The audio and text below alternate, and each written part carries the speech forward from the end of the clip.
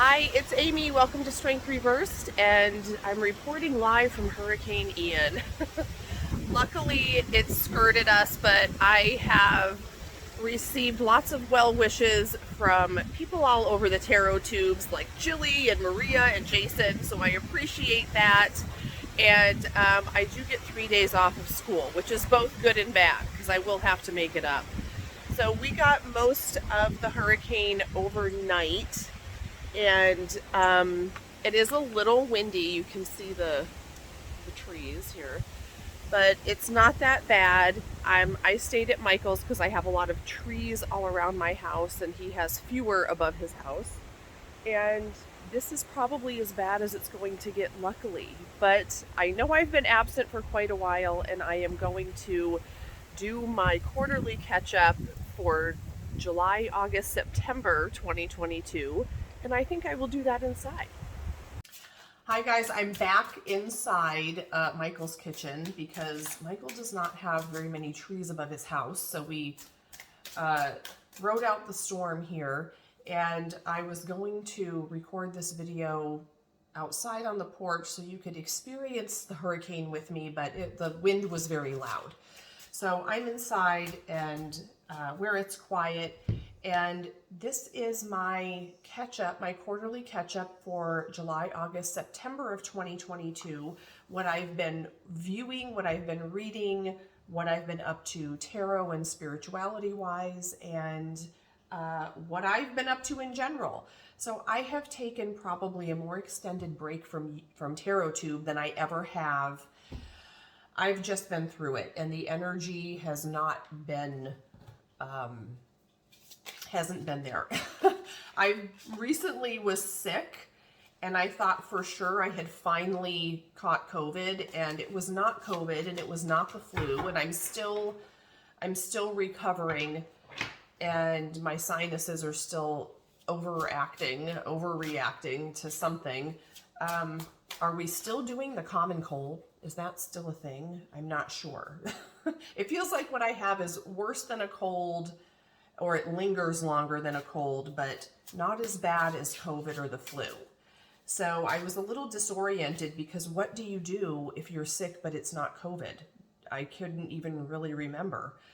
But it's going around school apparently. It's just the crud that's not COVID. So the next thing is the hurricane. Luckily where I am, I live a couple hours north of Orlando in the most central part of the peninsula. So usually by the time hurricanes get here, they've petered out a little bit, and that is what has happened. I know people on the coast, bear the brunt of it, but they usually do, and they just know that that's part of the deal when you live on the coast, on either coast of Florida, that you have to prepare, and you're probably going to have to evacuate, and you're probably going to have to put down the storm shutters, and you're probably going to lose power and water for maybe even quite a while, but I hope they can recover quickly. And that's just how hurricanes are. So I pulled a couple cards as I was thinking about this, and what came up was temperance. First of all, you have to not lose your head, and you can prepare for the worst and hope for the best, and all you can do is fill your bathtub with water and fill your car with gas, and try to get some drinking water and some soup and some stuff that you can cook on the grill, and in case you lose power. And that's what we did, and thankfully it has skipped us, and it usually just goes quickly. You don't know which way it's going to go, but at least you know it's going to be fast, and then it's going to be over with. So most of what hit us came overnight, and we slept through it, and now today is probably not a day to be outside because there are some very high wind gusts, and so it blows branches down and blows debris around. But we haven't even gotten a lot of rain really, and they were forecasting flooding. So thankfully we've bypassed that. And these 2 days of school that we're going to have to make up, we got 3 days off for this hurricane because sometimes they jump the gun. But unfortunately, we'll have to make them up during a time when really we need time off. Whatever, this happens every year. Really, why I haven't been around for a while is because I've had a very not happy, not easy start to the school year. This year I'm especially busy. I've taken on a couple of extra roles at school that do take some time, and I took on an extra class period for more pay, but still, you know, they can't find teachers, and I'm really not shocked at that. But I also started teaching a different class. So I was offered kind of this special program that we have at my school, and everyone said, oh yes, take this. They're a pleasure to teach. It's kind of more of a kind of gifted independent study. So it's supposed to be just easy and low stress and a pleasure, and it has not been a pleasure, and I'll just leave it at that. And I have been thinking it's only mid-September and I'm already over it, and I'm ready for it to be next year. And did I choose the wrong choice, or did I not see another option, or was I blind to the other options? This is the Four of Moons, which is the Four of Cups. And I'll talk about this deck. Isn't it gorgeous? You should see it like in different kinds of light. It really sparkles. So I'm kind of mad at myself. It's the Seven of Swords. I feel like maybe I deceived myself a little bit, or talked myself into something that I knew better than to take, because years ago I taught a similar program when I was at a different school and had a horrible experience and thought never again. And did I not trust my own experience? I'm trying to go into it thinking this is different.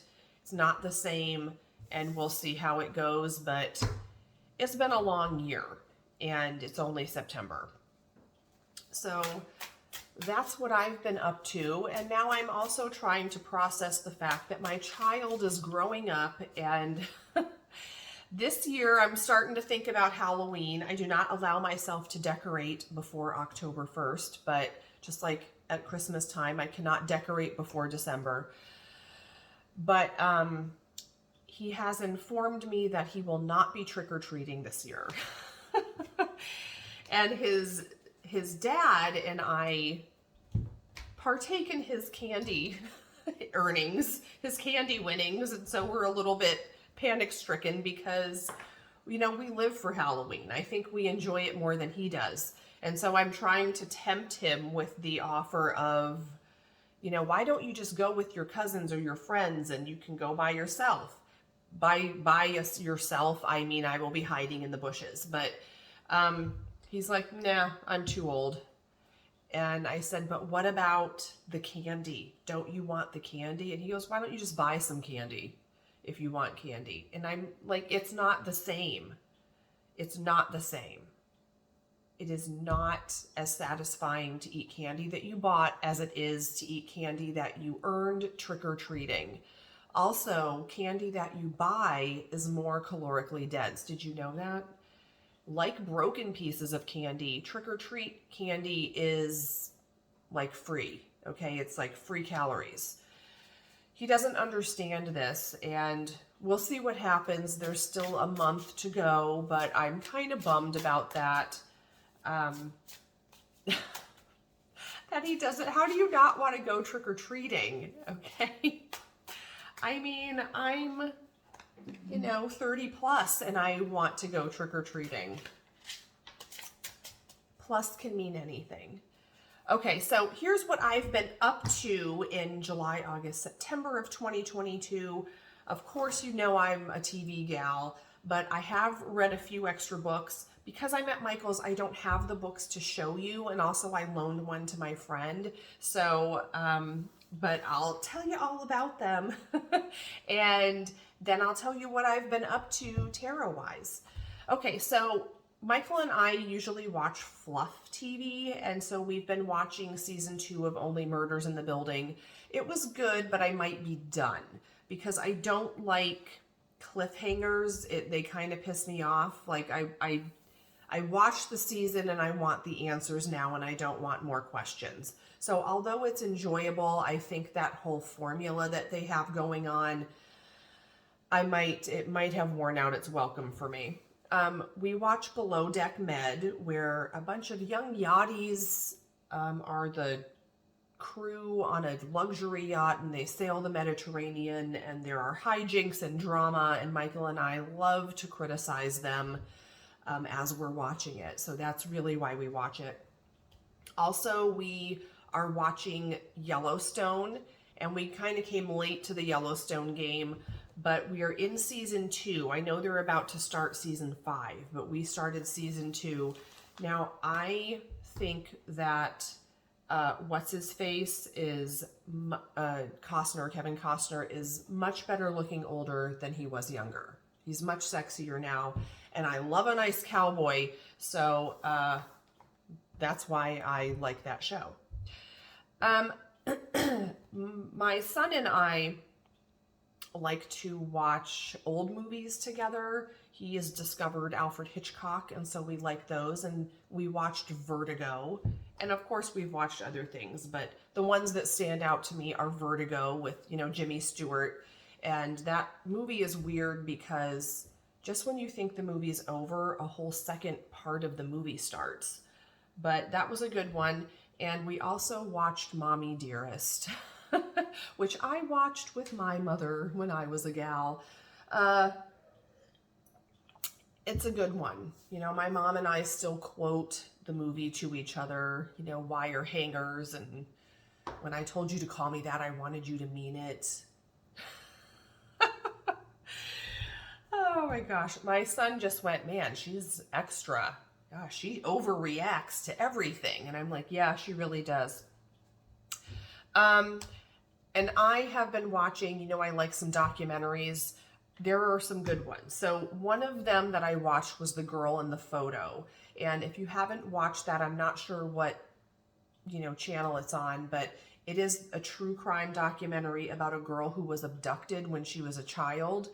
And the man who abducted her posed as her father, and then when she was older, posed as her husband, and basically she was identified by people who were from her past, and so she was identified as a different person than she was going by, later on. And also, it's very amazing the way her birth mother just kind of accepted that she was gone and didn't really do a whole lot to try to find her. It was a very complex story, and you are left thinking, how could this ever really happen? But it did really happen. I watched Sins of Our Mother on Netflix, and Netflix is stepping up their documentary game. That is about Lori Vallow Daybell, who is the woman who ended up killing her son and her teenage daughter because she thinks she's like some supernatural being who's, here for the second coming or something. And it didn't really add any more information, but they did interview her grown son and some of her family members, so it was a little different perspective. And I'm very fascinated by what happened to people to cause them to go off the rails. Kind of like an Edgar Allan Poe story, right? It's just a normal person. It could be any one of us, but something happens that causes them to go left. And what was that? Also, The Most Hated Man on the Internet is a documentary on Netflix, and it's about Hunter Moore. Now, I've never heard of him. I've never heard of this website. I think I'm just too old to have heard of any of this, but he started a website that was kind of I forget the name of it, but it was kind of a revenge porn website where people would post pictures and videos without people's permission. So if you're the person in the picture, you didn't necessarily give your permission for this photo to be posted. And he also got a lot of his content by hacking people. And so people would just find out that their most personal private images were on this website, and people made just disgusting comments.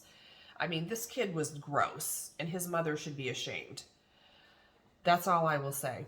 I watched Father Stew, which is on Netflix, and this was not a documentary, but it was based on a true story.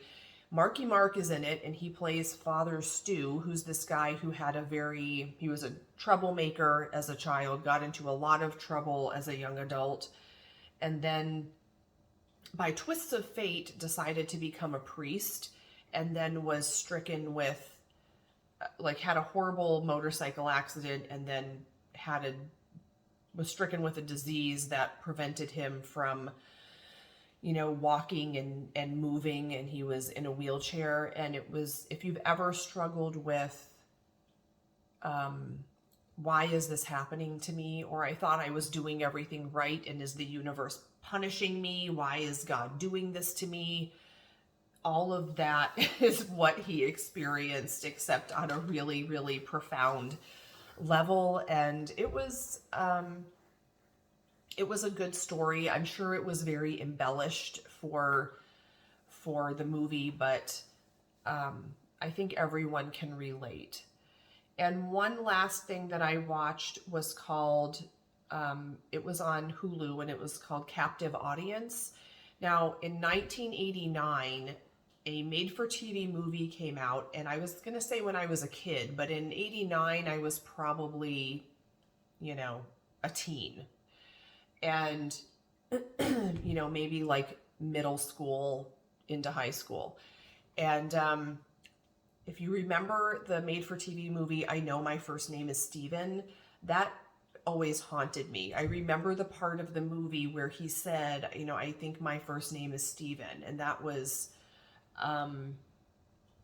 something that stuck with me all through my childhood and young adulthood. Like, I still remember seeing that.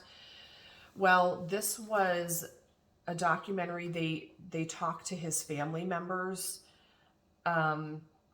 about what happened when they found him, because Stephen was abducted when he was, I think, 7, and he didn't come back till he was a teenager, but they did find him, and it's a pretty amazing story. And his family, I think, probably would have handled the press and would have handled the attention differently had they known what we know now, because now lots of people go through things and everything's televised and recorded and posted for public viewing.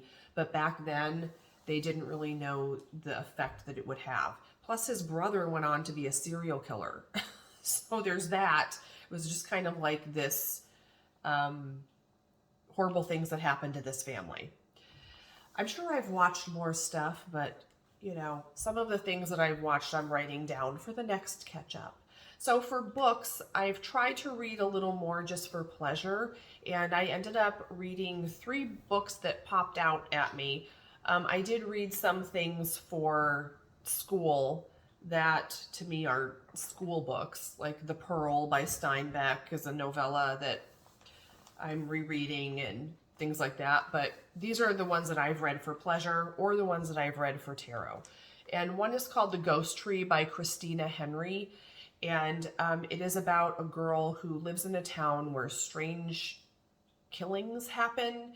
And she starts getting these psychic visions, and her grandmother ends up telling her what's going on. And what's going on is they are descended from this lineage of witches who cast some sort of spell because of something that happened years and years ago. And there are only certain people in the town, like the police chief, who know about this. And there's just when these killings happen, people just kind of forget about them and move on, and no one can figure out why. And it was a good read. It was a way more supernatural than I thought it was going to be, but it kept me reading. I also read a book called Have You Seen Me by Kate White, and it was about a woman who shows up at her job one day and they're like, you haven't worked here in 3 years. What are you doing here? And so she lost a bunch of time and has amnesia, and she's trying to remember things that have happened because she knows her husband isn't really telling her everything, and it ends up uncovering even more memories of a crime that she witnessed as a child and things like that. And that was a page turner. It was, if it was a TV, if it was a show, if it was a movie, it would be a made for TV movie. It's not winning any Pulitzer prizes, but I feel like it was well written in the sense that the pacing was good and it kept you coming back to the end. So I zipped through that one. There's also one called Everything We Didn't Say by Nicole Baart. And that was about a woman who goes back to her, childhood town, and her brother still lives there, and her brother was accused of a murder years and years ago in high school, and she knows her brother's innocent, but she finally finds out what actually happened. So that was a pretty good read. And then there are some tarot books that I got at my local bookstore that were used, and so they were a good bargain, and I thought I can't pass them up. One was Tarot History, Symbolism, Divination by Robert M. Place. And these are books that I don't really sit down and read in one read. Like, I read them as needed, or I read a chapter or two and it percolates and then I'm not really called to it anymore. So this is an ongoing journey. And also Tarot, the Open Reading by Yoav, Ben-Dov. And this is more Marseille focused, but it's about reading an open reading, in other words, intuitive reading, and not really being bound by traditional definitions or placements of the cards. And again, I'm reading it little by little. So I haven't really done much on my channel, but I will post the links to a couple of tarot deck reviews that I did. One was the Zenned Journey Tarot, and that was something that I bought as a little treat for myself without any forethought. I was just happened to be at the bookstore and I was like, I'm gonna get this because it will make me happy. And then it was kind of like not my cup of tea, but it does have some beautiful images, so I will link the review of that.